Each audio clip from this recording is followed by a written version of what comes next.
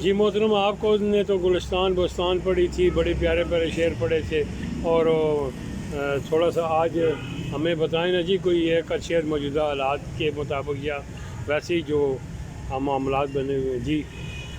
آدمیان گم شدند و ملک خدا خر گرفت۔ دوسرا شعر اس کا مطلب کہ مطلب ہے کہ ملک آدمی مر گئے، مک گئے، انسان ختم ہو گئے، ملکان کدے ٹا چڑھ گئے، کدے نے ٹا چڑھ گیا۔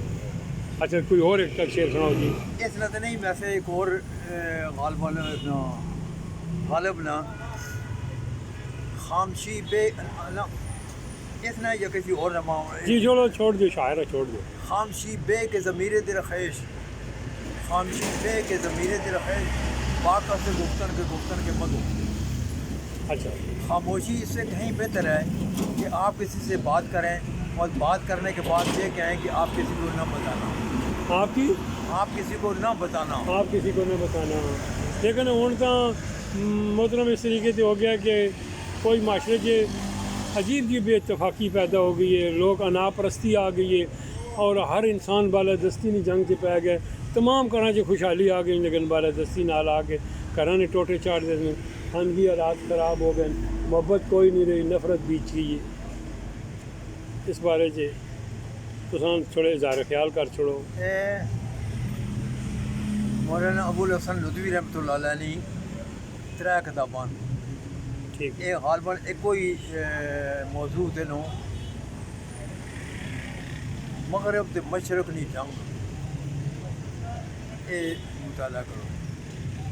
یہ اس مطالعے سے لکھی گئی۔ اس مطالعے چ یہ وے کہ کس طریقے تے مغرب والے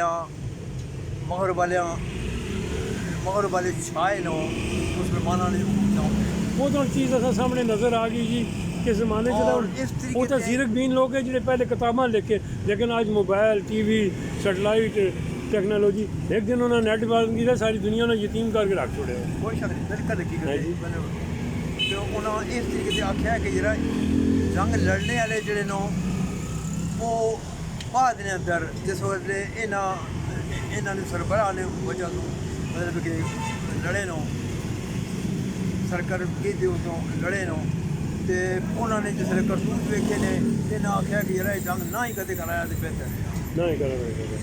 تو محفوظ صاحب تساں سروس کسی کی ہے جی؟ میں POF پی ایف کی جی۔ تے اپنا جناب نے پورا نام کیا جی؟ محفوظ الرحمان۔